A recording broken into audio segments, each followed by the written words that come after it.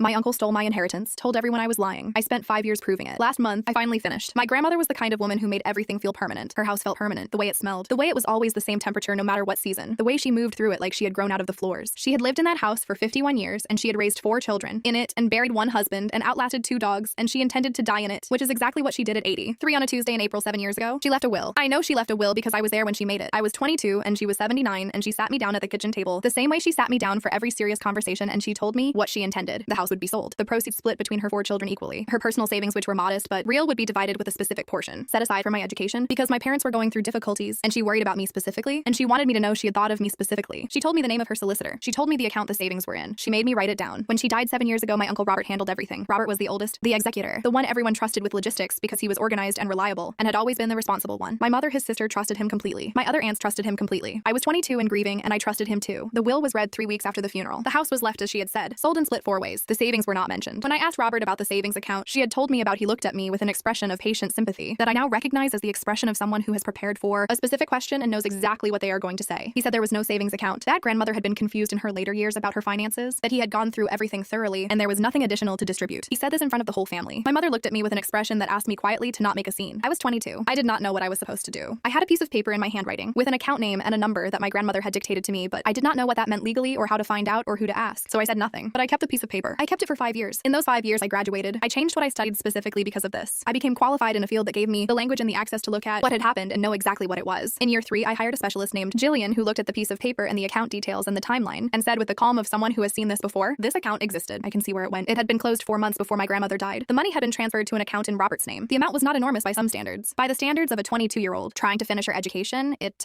was significant. By the standard of what it represented, it was everything. Jillian spent 18 months building the case. I spent 18 months being patient in a way I did not know I was capable of. I attended every family Christmas, every birthday, every gathering where Robert sat at the head of the table being the responsible one. I smiled, I ate the food. I asked about his children. I was waiting until I had everything. In year 5, I had everything. I did not go to Robert first. I went to my mother. I showed her everything. Every document, every transfer, every date, every signature. Jillian sat with us because my mother deserved someone present who could answer questions. I could not answer without crying. My mother did not speak for a very long time. Then she said, "How long have you known?" I said, 5 years. She said, "Why did you wait?" I said, "Because I needed you to see it on paper." So there was no version of events where he could talk his way out. She looked at every document slowly. Then she picked up her phone and called her sisters herself. The family meeting happened 10 days later. Robert arrived not knowing what it was about. He found his 3 sisters and their families and Jillian and every document organized into a presentation that took 40 minutes. I presented it myself calmly, without anger, because I had used up all my anger over 5 years and what was left was just facts and sequence. Robert tried 4 different explanations. Each one was addressed by a specific document. By the end, he had no version left. He wrote a check 3 weeks later. The original amount plus interest from the date of transfer. He no longer sits at the head of the table at family gatherings. He no longer attends most of them. My mother calls me every Sunday now. Last month, I used part of that money to pay off my education debt. I thought about my grandmother when I made that payment. She wanted me to know she had thought of me specifically. She was right to.